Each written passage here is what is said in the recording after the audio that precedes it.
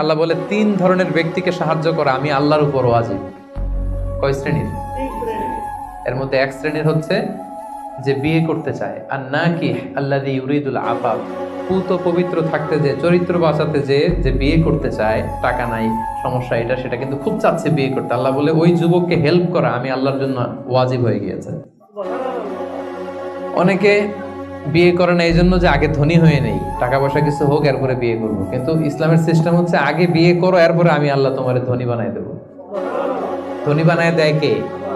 তো আপনি আল্লাহর সিস্টেমে চলবেন না আপনার সিস্টেমে? ধনী হওয়ার সিস্টেমই তো হচ্ছে আগে বিয়ে করতে হবে। সব সফল লোকেরা, ধনী লোকেরা দেখবেন যে আগে আগে বিয়ে করে ফেলছে। এজন্য আমরা যেন বিয়ে করে হালাল পন্থায় আল্লাহর দেয় যৌবনকে উপভোগ করি। হারামের সাথে যেন আমরা কখনো কোনোভাবে আপোষ না করি, সম্পর্ক না করি।